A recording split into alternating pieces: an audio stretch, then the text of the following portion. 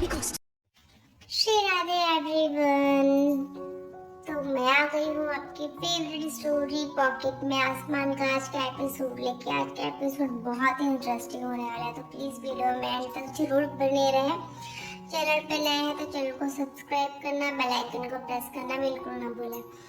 आज के एपिसोड की शुरुआत में हम देखते हैं कि रानी जो होती है वो दिग्विजय को कॉल करती रहती है कि बार बार कॉल करती है, पर दिग्विजय जो होता है वो हॉस्पिटल में डॉक्टर के साथ रहता है, तो वो उसे फ़ोन उठाता है। तो जैसे ही वो बताते हैं कि क्या हुआ रानी, मैं कितनी बार मैं फ़ोन कट कर रहा था, तो मैं समझना चाहिए ना, मैं बिज़ी हूँ किसी काम में, यहाँ हॉस्पिटल में हूँ और यहाँ पे अनीशा की ट्रीटमेंट चल रही थी। तो वो पूछती है कि तुम ठीक तो हो ना, और अनीशा कैसी है अब।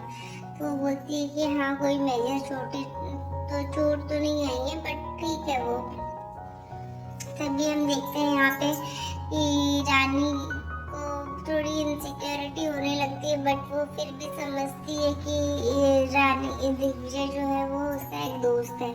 और यहाँ पे हम देखते हैं कि जैसे ही वो उसे मिलने के लिए जाता है दिग्विजय जो रानी अनीशा से, तो अनीशा जो होती है वो रोने लगती है और वो बोलती है कि ये सब कैसे हुआ। तो वो बताने लगती है कि कल रात को हमारा बहुत झगड़ा हुआ, मतलब मेरा और मिस्टर बजाज का सुबह में बहुत झगड़ा हुआ और उन्हें हमारे पास्ट का सच पता चला गया कि तू मेरा एक्स था।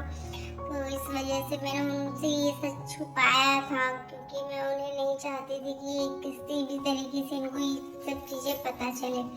तो उनको ये सब बातें नहीं बताई होती है, और फिर ये सब बताती रहती है कि जो मिस्टर बजाज है, हम दोनों के बीच इस बात में बहुत झगड़ा हो गया। और फिर मैं गुस्से में, मतलब मुझे बहुत गुस्सा आ रहा था, मुझे ऐसा लगा मैं अपने आप को मार डालूं। और फिर हर बात में तेरे ही बारे में सोच रही थी, हर वक्त मैं गाड़ी चलाते हुए भी तेरे बारे में सोची थी कि अगर मुझे कुछ हो गया तो तू क्या मुझसे देखने आएगा, मुझे मिलने आएगा भी कि नहीं।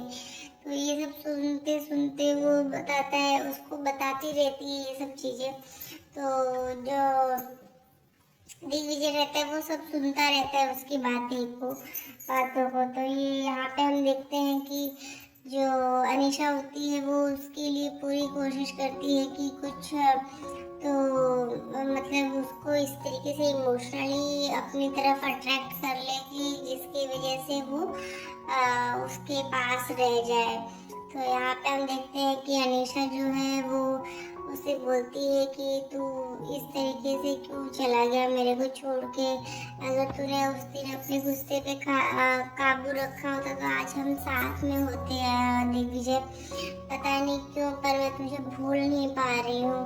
आई नो तेरी शादी हो चुकी है, पर फिर भी मुझे मेरे दिमाग से तू निकलता नहीं है, और मैं गाड़ी चलाते समय भी तेरी बारे में सोच रही थी। ये सब सुनते सुनते फिर वो उसको हग करने लगती है और उसका हाथ अपने हाथ में ले लेती है, तो ये होल्ड कर लेती है अपने हाथों में। और फिर वो फिर से एक सैर्कास्टिक से स्माइल देती है, क्योंकि उसे पता है कि ये सब उसकी चाल है, और वो चाल में दिग्विजय को फंसा लेती है अपने।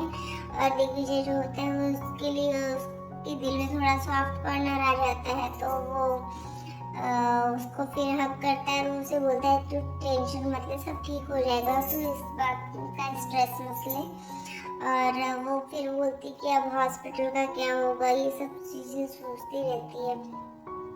तो बोलती है कि तू टेंशन मत ले। तभी दूसरी तरफ हम देखते हैं कि जो दिग्विजय होता है वो नारायणी आंटी को कॉल करता है और वो बोलता है कि माँ दिग्विजय मतलब अनीशा को क्या करूँ, मैं घर पे लेके आऊँ। तो वो बोलती कि हाँ हाँ तू यहाँ पे लेते आ, क्योंकि यहाँ पे हम सब रहेंगे तो उसका ध्यान रख सकते हैं। वो अकेली रहेगी तो उसके दिमाग में टेंशन रहेगा, और अभी भी उसके ऊपर इतना सारा इतनी सारी उसके ऊपर इतनी बड़ी प्रॉब्लम जो आई है, तो फिर वो कैसे अकेले हैंडल करेगी। तो यहाँ रहेगी हम सबके साथ तो उसको भी अच्छा लगेगा। तो ये सब सुन के दिग्विजय जो होता है वो उसे लेके आ जाता है, और अनीशा के बारे आने की खबर जो है वो रानी को मिल चुकी होती है। रानी जो होती है वो अपने ट्रीटमेंट के लिए जाती है। तो यहाँ पे हम देखते हैं वो जैसे ही वहाँ पे जाती है हॉस्पिटल में, तो जैसे ही वो चेक करती है डॉक्टर, तो उसे बोलती है कि हमें डिलीवरी जो है वो पहले करनी पड़ेगी, थोड़ी समय से पहले।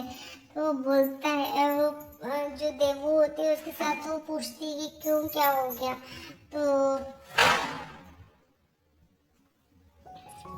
देवू को वो डॉक्टर बोलती है कि एक्चुअली जो बच्चे की किडनी में इन्फेक्शन है उसकी वजह से हमें थोड़ा पहले करना पड़ेगा, उसके प्रिकॉशन के लिए, उसकी देखभाल करने के लिए हमें चाहिए रहेगा कि हम पहले कर लेंगे तो फिर उस तरीके से उसकी ट्रीटमेंट हो सकती है। तो इतना सुन के फिर वो उससे हाँ कर देती है। उसके बाद दूसरी तरफ हम देखते हैं कि जो दिग्विजय होता है वो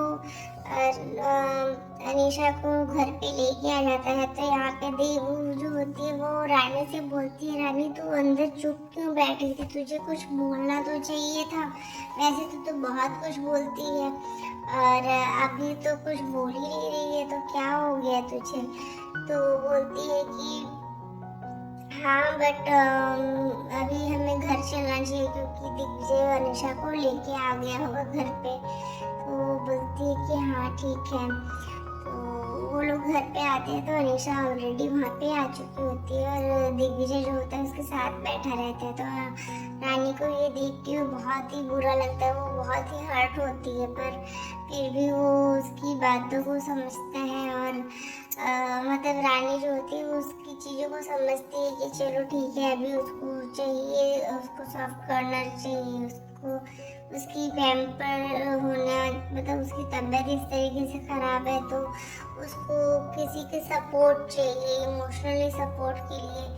तो वो इसलिए कुछ नहीं करती, कंट्रोल करती खुद पे और वो उसे उसकी जो नारायणी आंटी होती है वो उसे कुछ खिलाने की कोशिश करती पर वो उसके लिए भी मना करती है। तो रानी को ये सब देख के थोड़ा ऑड लगता है कि ये ऐसा क्यों रिएक्ट कर रही है। तो रानी जो है वो समझती तो है उसकी चाल को, पर वो अभी भी श्योर नहीं रहती है कि ये सब चीज़ें सही में जैसा रानी को दिख रहा है वैसा ही है या फिर कुछ और है। तो फिर यहाँ पे हम देखते हैं कि फिर नारायणी आंटी उसे जूस पिलाती है और फिर वो उसे बोलती है कि तू कुछ खा ले और तू टेंशन मत ले, हम लोग सब हैं तेरे साथ यहाँ पे। तो आज के एपिसोड में बस इतना ही है फ्रेंड्स, मिलते हैं नेक्स्ट एपिसोड में, तब तक के लिए bye bye, take care, Radhe Radhe, अपना बहुत ध्यान रखिएगा और चैनल पे नए हैं तो चैनल को सब्सक्राइब करना, बेल आइकन को प्रेस करना बिल्कुल ना भूलें। एपिसोड अच्छा लगा हो तो वीडियो को लाइक कर दीजिएगा। Thank you.